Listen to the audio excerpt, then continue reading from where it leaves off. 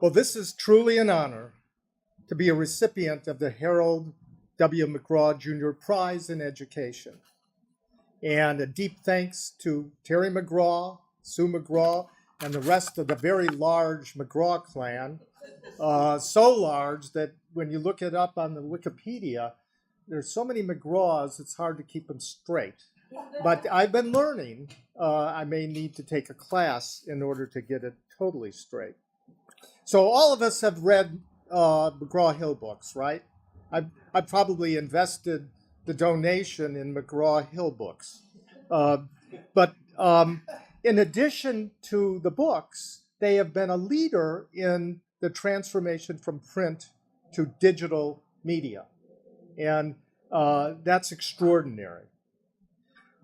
Let me also thank President Michael Crow at Arizona State University, who's also very disruptively transformative to get us into the world of digital media from print. And he's, of course, led many other efforts to really take state universities to the level of the 21st century. So, let me say a couple of words about myself, how I got into this business. I went to college at Florida State University as an undergraduate. I couldn't decide what to major in. I started out in math and computer science, but if you can imagine 1968, that wasn't the best time to major in math and computer science. So I had a number of majors. One day I said, oh, I'm going to go into anthropology, and then English, and then linguistics, and then psychology, and then it went on, economics. And finally, I settled on psychology with minors in philosophy, computer science, and also linguistics. And so you might think, oh, this guy has academic attention disorder, AAD. That's it. But actually, this is a precursor to the cognitive science revolution, because I went on to University of San Diego, right here, University of California in San Diego, right here. And that was the budding time of the cognitive science revolution. And actually, I was a template match, because what were the major fields that led the charge? Psychology, computer science, linguistics, and philosophy. So one message from all of this is you might think twice about forcing people into early majors. You might want to give them time to wander around. Another consequence is many of us have this interdisciplinary bug. I certainly do. I don't think you want to just stay in the silos. I think most of the research that is cutting edge today is interdisciplinary.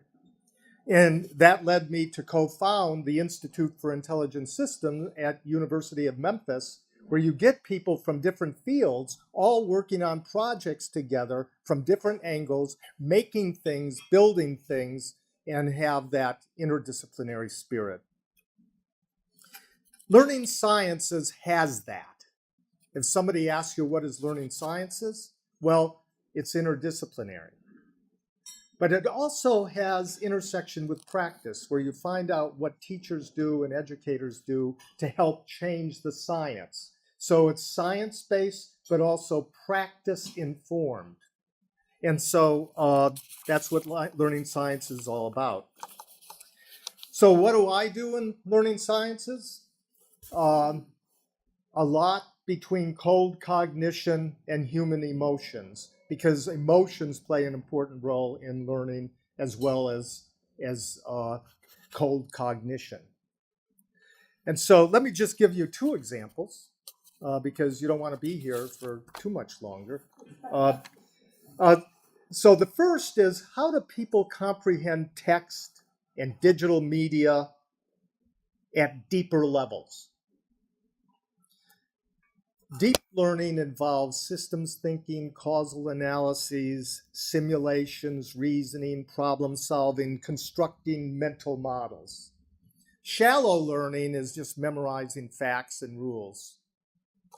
Unfortunately, it is in the 21st century, the deeper learning that is going to give you the best jobs. But unfortunately, not a lot of that is taught in the curriculum. Not a lot of the digital media is at deeper levels of comprehension.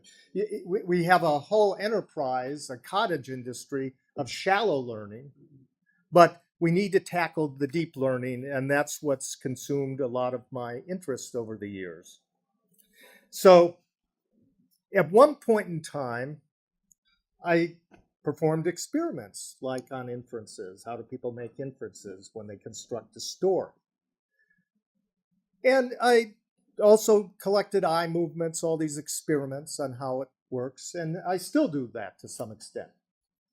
But at the turn of the millennium, a revolution occurred, namely an explosion of new insights into computational linguistics and how to represent world knowledge. So imagine a representation of world knowledge that comes from the entire Wikipedia or the entire internet, and you can transform that into a mathematical space that you can use.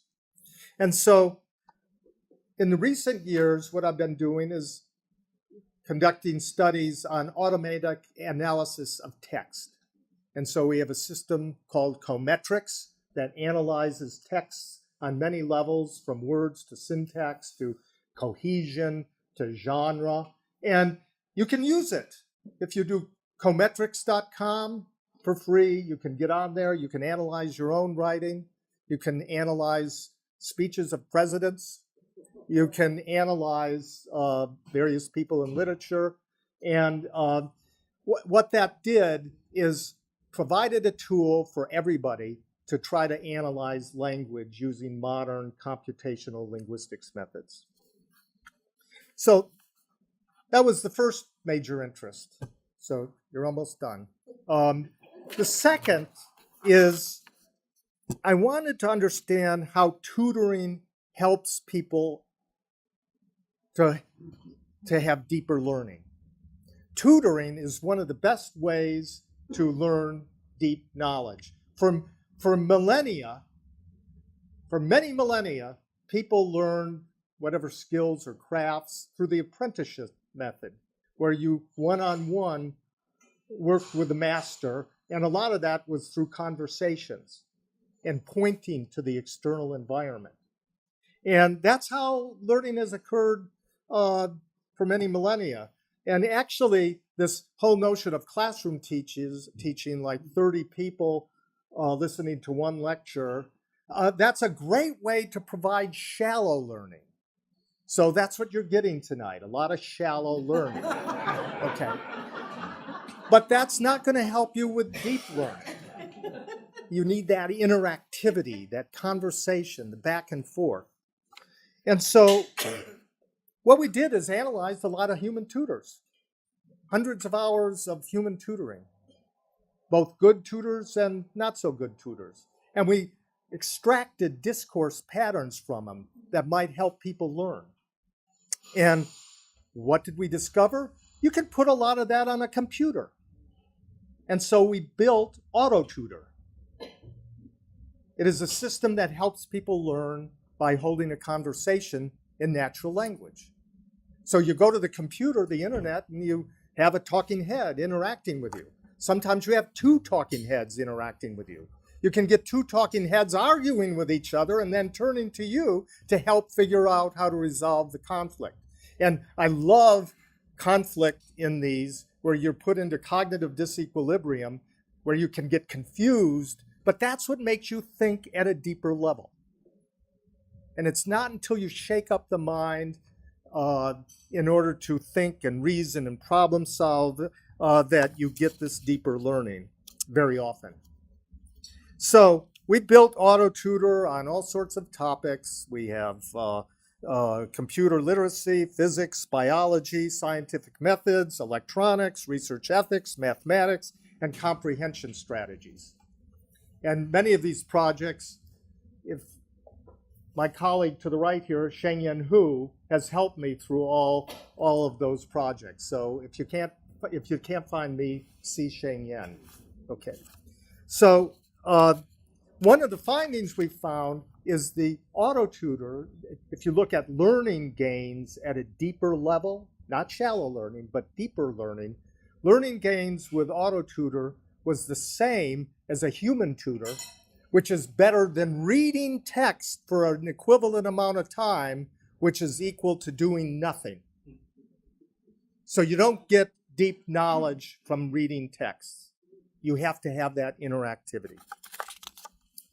So just one example, current project is with struggling adult readers. 50 to 70 million people in the United States don't read at a level where they can get a decent job. 1/3 of college students don't read at an 8th grade level. And part of it is they don't have the right comprehension strategies. So we built AutoTutor on a large center grant for struggling adult readers, and it really is leading to substantial learning gains. So in closing, I just want to say I feel lucky at this point in history as a learning scientist. Very, very lucky. I'm right in a point in history where there's been revolutionary advances in agent technologies, computational linguistics, models of discourse interaction, artificial intelligence, access to large repositories of knowledge. And there's so much to discover at this point, and this is the first time we could ever do it. And it can only happen when there's a fusion of education, computer science, psychology, and linguistics and other fields. It's got to have that fusion. So it's a great time to be alive in the history of the learning sciences, and thank you so much for this prize. That's